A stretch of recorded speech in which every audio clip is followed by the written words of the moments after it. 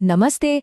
आज ना एक बहुत ही दिलचस्प सफर पर चलते हैं जो शुरू होगा हमारी अपनी थाली से और देखेंगे कि ये हमें भारत के विशाल संसाधनों तक कैसे ले जाती है। तो चलिए शुरू करते हैं। कभी सोचा है कि जो खाना हमारी प्लेट में है वो आता कहाँ से है?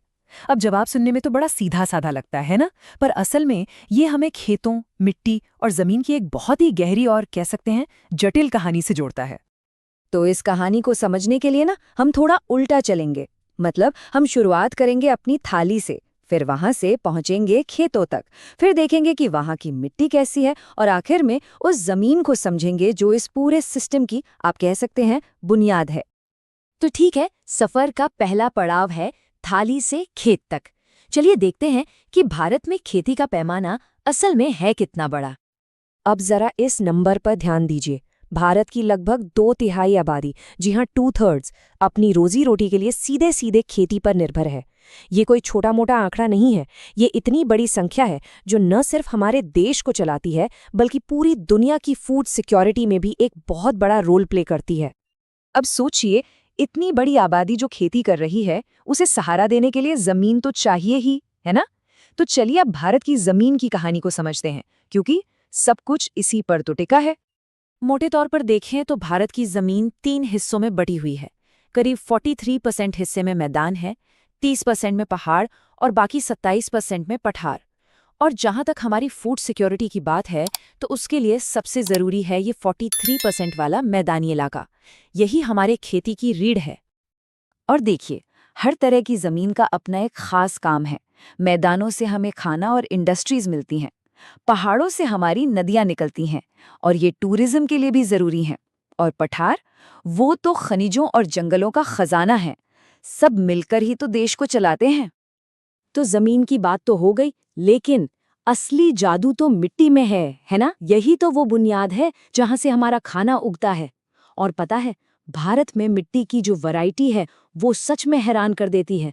चलिए फटाफट एक टूर करते हैं। सबसे पहले आती है जलोढ़ मृदा या अलूवियल सॉइल। ये भारत की सबसे ज्यादा उपजाऊ मिट्टी है जो उत्तरी मैदानों में मिलती है। गन्ना, धान, गेहूं, इन सब के लिए एकदम बेस्ट। फिर है काली मृदा, जिसे रेगुर मिट्टी भी कहते हैं। इसकी खासियत यह है कि ये नमी को बहुत अच्छे से पकड़ कर रखती है। इसी वजह से दक्कन के पठारी इलाके में कपास की खेती के लिए ये परफेक्ट है। आगे है लाल और पीली मिट्टी।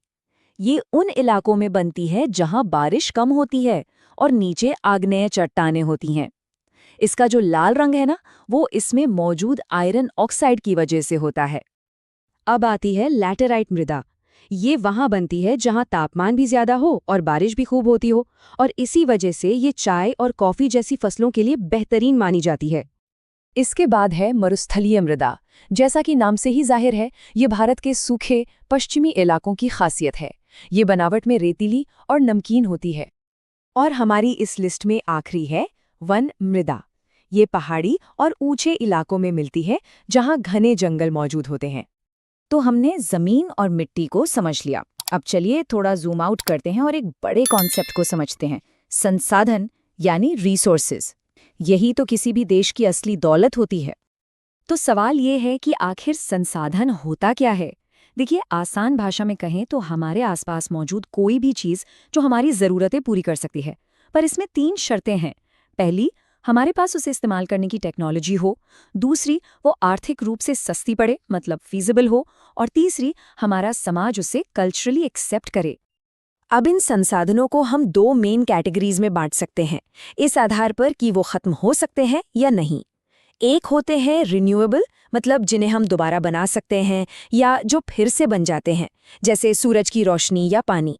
और दूसरे होते हैं नॉन रिन्यूएबल, जिनका स्टॉक लिमिटेड है और जिन्हें बनने में लाखों साल लग जाते हैं, जैसे कि खनिज या पेट्रोल डीजल। अच्छा, इन्हें मालिकी के हिसाब से भी बांटा जाता है, जैसे इंडिविजुअल रिसोर्सेज यानी किसी का अपना घर या प्लॉट। फिर होते हैं कम्युनिटी रिसोर्सेज, जिस पर सबका हक हो, जैसे कोई पब्लिक पार्क। फिर आते हैं नेशनल रिसोर्सेज, जो पूरे देश के होते हैं, जैसे हमारी नदियां या जंगल। और आखिर में होते हैं इंटरनेशनल रिसोर्सेज, जिन्हें अंतर्राष्ट्रीय संस्थाएं कंट्रोल करती हैं, जैसे कि खुला समंदर। तो हमने जमीन, मिट्टी और अलग-अलग तरह के संसाधनों को समझ लिया। अब वापस वहीं आते हैं जहां से ये सफर शुरू हुआ था, हमारी थाली पर। चलिए अब इन सारी कड़ियों को जोड़ते हैं। तो यहाँ सबसे बड़ी बात समझने वाली ये है कि हमारी थाली कोई अकेली चीज नहीं है। ये जुड़ी हुई है हर चीज से, खेत की मिट्टी से लेकर देश के पॉलिसीज तक। ये एक बहुत बड़े विशाल नेटवर्क का हिस्सा है। और जानते हैं, इस पूरी कहानी की सबसे जरूरी कड़ी कौन है? हम, इंसान। देखिए, प्रकृति हमें बस कच्चा माल देती है, लेकिन ये हम ही हैं जो अपनी टेक्नोलॉजी और अपने ज्ञान से उसे कीमती संसाधनों में बदलते हैं और इस्तेमाल करते हैं। तो आखिर में ये एक बड़ा सवाल हमारे सामने आकर खड़ा होता है कि हम ये कैसे पक्का करें कि आने वाली पीढ़ियों की थाली भी हमेशा भरी रहे। और इसका जवाब कहीं न कहीं हम सबके कामों में, हमारे एक्शंस में छिपा है। इस पर सोचने के लिए, अपना समय देने के लिए बहुत बहुत धन्यवाद।